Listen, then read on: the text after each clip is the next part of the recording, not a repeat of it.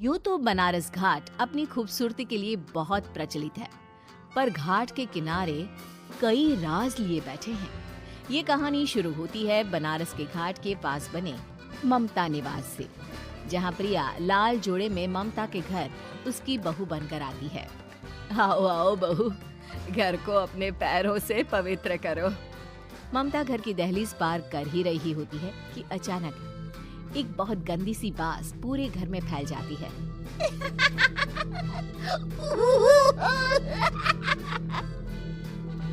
ये बदबू और ये आवाजें, ये कौन हंस रहा है माँ?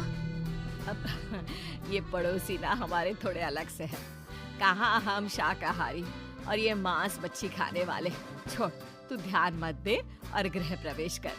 और हाँ बहू, अपनी सास की एक बात हमेशा याद रखना, इन पड़ोसियों से तो कभी बात नहीं करेगी। अच्छे लोग नहीं है ये। अपनी सास की ये बात मानेगी ना बेटा? हाँ माँ, जो आपकी मर्जी, मैं उनसे बात नहीं करूंगी। अगले दिन प्रिया अपनी पहली रसोई बनाने रसोई घर में जाती है।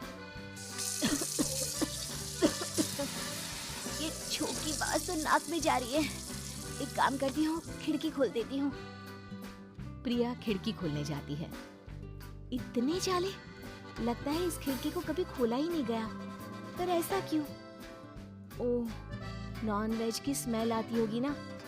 2 मिनट के लिए खोल लेती हूँ, फिर बंद कर दूंगी। प्रिया खिड़की खोलती है। खिड़की खोलते ही उसकी नजर सामने वाले घर की खिड़की पर पड़ती है, जहाँ एक लड़की खड़ी होती है।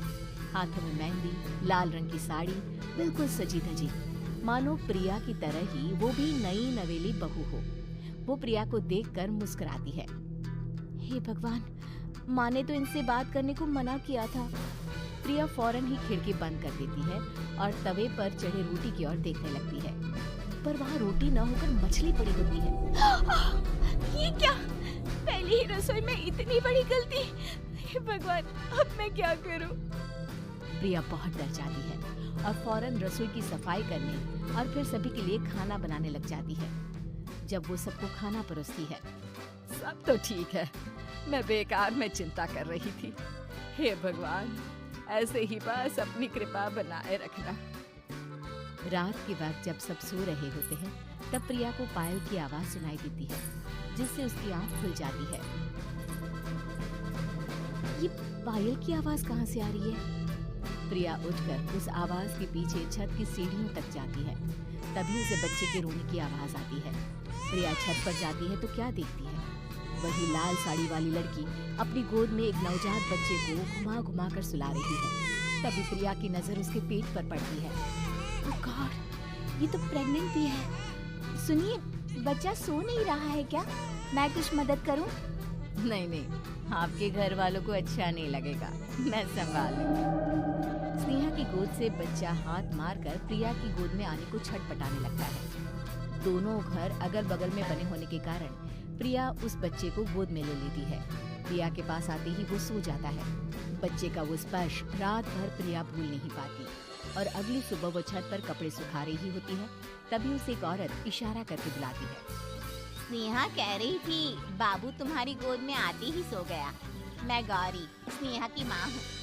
बहू, घर आना, बाबू को खिला भी लेना। शाम को जब घर पर कोई नहीं रहता, बच्चे से मिलने के लिए प्रिया छिपकर अपनी पड़ोसन के घर चली जाती है और कुछ देर बच्चे को खिलाकर वापस लौट आती है। इसके कुछ दिन बाद ही प्रिया को पता चलता है कि वो माँ बनने वाली है।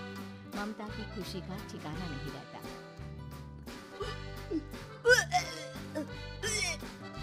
माँ जी, पता नहीं क्यों उल्टी आ रही है। प्रिया भागती हुई वॉशरूम में जाती है तो हरे और लाल रंग की उल्टी करती है। उस उल्टी में से कीड़े निकलते हैं। ये क्या? खून और ये कीड़े! माँ! माँ! प्रिया की आवाज सुनकर ममता दौड़ कर आती है, पर बेसिन में कुछ नहीं होता। प्रिया हक्की बक्की रह जाती है। ये सब क्या हो रहा है? प्रिया घबरा जाती है और अपने कमरे में जाकर सो जाती है। डर के कारण वो इतनी थक जाती है कि उसकी आंख लग जाती है। तब उसे ऐसा लगता है उसके पेट पर मानो कोई बैठा हुआ हो। कौन हो? प्रिया के पेट पर एक 5 महीने की बच्ची बैठी हुई थी, जो बुरी तरह जली हुई थी। माँ, तुम ही मुझे लाई ना अपने पेट में? मैं तुम्हारी माँ नहीं हूँ। कौन हो तुम? माँ, देखो मैं जल गई बुरी तरह से। 6 महीने पेट में रहने को भी मुझे नहीं मिला। सहला दो ना माँ। बचाओ, बचाओ, माँ। ममता दौड़कर कमरे में आती है। प्रिया की बातें सुनकर वो सब समझ जाती है। तू कहीं बगल वाले घर में तो नहीं जाकर आई ना बहू? मुझे माफ कर दो, मैं गई थी माँ। उस घर में सब मरे हुए हैं बहू। कई साल पहले स्नेहा उस घर में बहू बनकर आई थी। कुछ ही दिन में वो एक बच्चे को जन्म देने वाली थी। पूरा घर बच्चे के आने की खुशी में खोया था। एक दिन अचानक उस घर में आग लग गई। सब बुरी तरह जलकर मर गए। गौरी आज भी दादी बनने का इंतजार कर रही है और इसीलिए स्नेहा ने अपना अजन्मा बच्चा तुम्हारी कोख में डाल दिया। ममता ये कह रही होती है कि पीछे से उसके पैरों को एक बच्चा पकड़ लेता है। दादी, दादी। माँ, स्नेहा की गोद में यही बच्चा था। ये बच्चा कौन है फिर? तेरी मौत है। तेरी भी दादी। जिस चीज का ममता को डर था वही हो गया।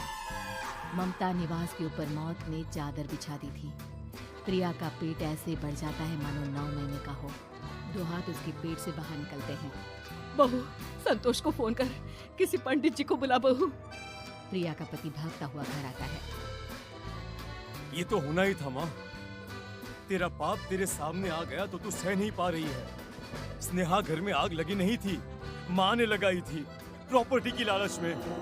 और वो बच्चा मेरी पहली पत्नी का बच्चा है, मेरा बेटा, जो कि उस आग की चपेट का शिकार हो गया था। मैंने तुमसे ये सब माँ के कहने पर छुपाया था। मुझे माफ कर दो प्रिया। तुम अगर चाहो तो यहाँ से जा सकती हो।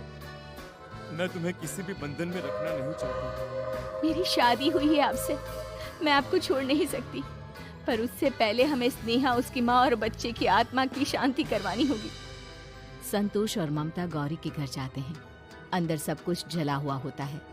जमीन पर जली हुई लाशें बिखरी हुई थी। ममता रो रो कर अपने करने की माफी गौरी से मांगती है। प्रिया स्नेहा के घर वालों का अंतिम संस्कार करवा देती है और ममता निवास फिर से आत्माओं के साए से मुक्त हो जाता है।